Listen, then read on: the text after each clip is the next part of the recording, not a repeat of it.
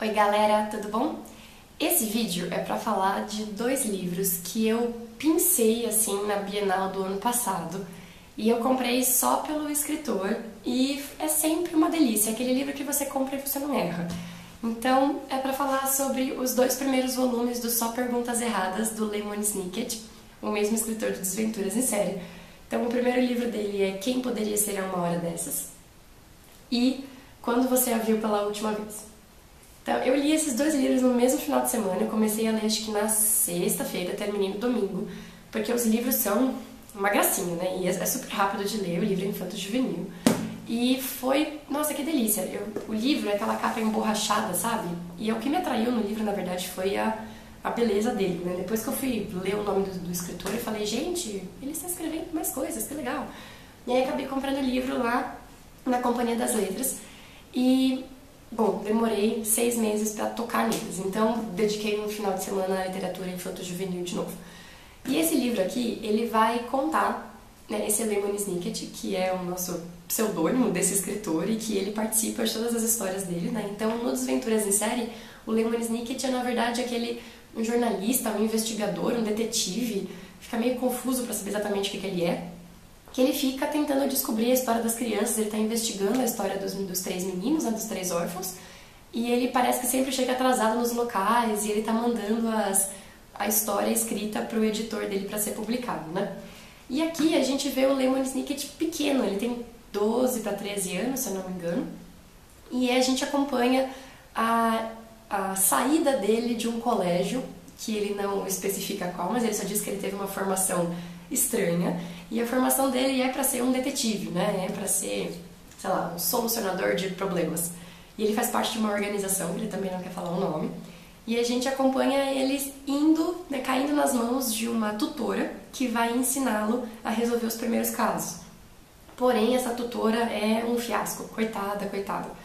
E assim, é muito bacana como ele constrói as características dos personagens, porque os personagens têm sempre alguma coisa que é bastante relevante para o entendimento e para você reconhecê-lo fisicamente. A tutora dele, ela nunca fala qual é o primeiro nome dela, que ele só chama por S, e ela tem uma cabeleira que ele diz que onde ela chega, o cabelo chega na frente quilômetros antes, assim, que a cabeça dela é uma coisa estupenda. E é muito engraçado porque ela erra tudo, e ele mesmo sendo um aprendiz, ele consegue ter uns insights muito melhores do que o dela. E eles estão numa cidadezinha, né, fictícia, que seria a cidade Manchado pelo Mar. Essa cidade teria sido drenada, porque o mar tomava conta. Lá eles drenaram o mar e a cidade se fez em cima. E a cidade chama-se assim porque tem polvos, existiam polvos que moravam lá nessa parte, em que eles ficam cutucando esses polvos para tirar tinta. E aí da tinta se faz... a tinta do polvo se faz tinta de caneta, tinta de várias coisas, e por isso a cidade é manchada pelo mar. Bom, e assim, ele vai pra lá e ele é contratado para resolver um mistério, para que ele descobrisse sobre uma estatueta que foi roubada, e ela tem a cara de um cavalo marinho muito ranzinza, e eles têm que, né, entrar nessa longa história. E no primeiro livro é isso que acontece, ele está tentando, né, descobrir sobre o roubo dessa estatueta. E aí você vai acompanhando se foi um roubo de verdade, se não é um roubo, ou ele foi contratado para ser um ladrão. E aí ele vai conhecer várias pessoas que moram na região. E a cidade está se esvaziando porque não tem mais mar, então os polvos estão morrendo, não tem mais tinta e a cidade está praticamente assim, né, se desfazendo. Já não tem mais ninguém morando lá, a gente tem casas abandonadas, então são perfeitos esconderijos para as pessoas. E ele vai encontrar uma menina por quem ele vai pseudo se apaixonar, assim. Então é aquela visão do Lemon Snicket de um pré-adolescente que está começando a ter, ao mesmo tempo, os insights para a carreira, para os estudos, mas também para os namoricos da vida. E é muito bonitinho como ele vai se envolver nessa história do mistério da estatueta. Essa história aqui, ela começa exatamente no dia seguinte de que esse primeiro mistério é mais ou menos resolvido. Bom, essa é uma série de 4 livros, né? Então esse mistério não vai ser resolvido até o quarto. E pelo que a gente conhece do Lemon Snicket, ele não costuma resolver nada no final das coisas, ele te deixa com mais perguntas ainda, né? E no segundo livro a gente vai ter um mistério de um sequestro, uma pessoa que está relacionada a essa estatueta e a tentativa de revitalizar a cidade é sequestrada, ela é uma química famosa e ela quer criar uma tinta invisível. E aí o Lemony Snicket vai tentar, junto com a sua tutora, que mais atrapalha do que ajuda, e que nesse livro ela é bastante bêbada, o que eu achei uma coisa bem estranha para um livro de crianças, mas foi interessante. O Lemony vai se aliar, né, aos seus antigos parceiros do livro 1, e ele vai tentar desvendar esse mistério e tentar salvar essa mocinha. E coisas muito piores vão aparecer no meio do caminho. E o amor da vida dele também reaparece. E a gente vai vendo que o Lemony Snicket, ele conta histórias que parecem serem cebolas, né? Tem aquela história do roubo, que é a casquinha assim, mais superficial, e conforme você vai mexendo, parece que o negócio vai ficando cada vez pior. Porque as histórias dele são sequenciais e ao longo de vários livros. Que nem o Desventura, que são 13, nossa, chega uma hora que você já não sabe mais o que realmente ele tá falando. Porque a história dos órfãos é extremamente superficial para toda a brincadeira que ele tá fazendo. Aqui eu tô sentindo que é a mesma coisa. Então tem a história do roubo, mas daí tem a história da cidade, e aí tem a história da família dele que está envolvida nisso, tem a história de duas organizações diferentes que estão transpassando essa história. Chega uma hora que você fala, meu Deus, qual história você está me contando mesmo, sabe?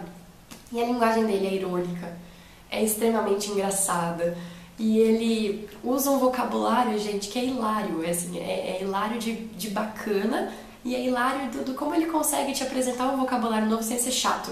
Então esse é um livro que eu aconselho muito pra dar pra uma galera de, sei lá, de uns 9 até uns 12, 13 anos, vai gostar muito de ler isso aqui, ou, né, pessoas velhas, mas que têm um espírito de criança, que nem eu.